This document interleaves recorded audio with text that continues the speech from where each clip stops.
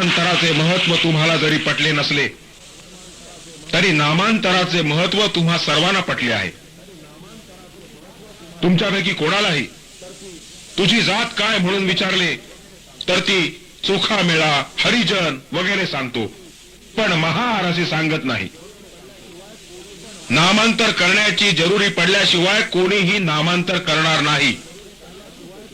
अशा प्रकारे नामांतर करण्याचे कारण अगदी सोपे आहे.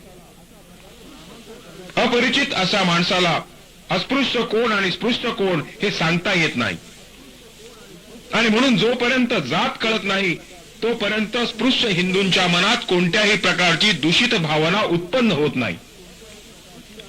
प्रवासात अपरिचित स्पृश्य आणि अस्पृश्य बंधुभावाने वागत असलेले दिसतात.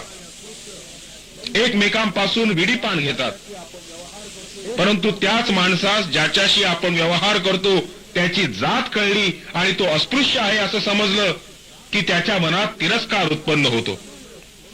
त्याला तिडीक येते आणि आपल्याला फसविले म्हणून त्याला क्रोध येऊन प्रवासात जडलेल्या मैत्रीचे पर्यवसान शिवीगाळीत आणि मारामारीत होते.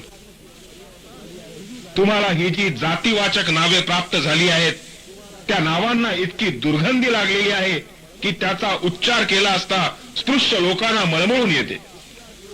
म्हणून तुम्ही स्वतःला महार न म्हणता चोखामेळा म्हणून लोकांची फसवणूक करण्याचा प्रयत्न करता, परंतु लोक फसत नाहीत याचाही तुम्हाला अनुभव आहे.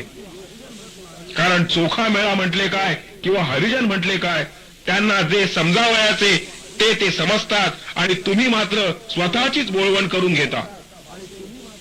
तुम्हाला नामांतराची आवश्यकता भासते हे तुमच्या वर्तणुकीनंच तुम्ही सिद्ध केलं आहे. मला तुम्हाला एवढंच विचारावयाचे आहे की नामांतर करणे हे जर तुम्हाला आवश्यक वाटते तर मग धर्मांतराने होणारे नामांतर हे तुम्हाला खिस्त फायदेशीर पडेल.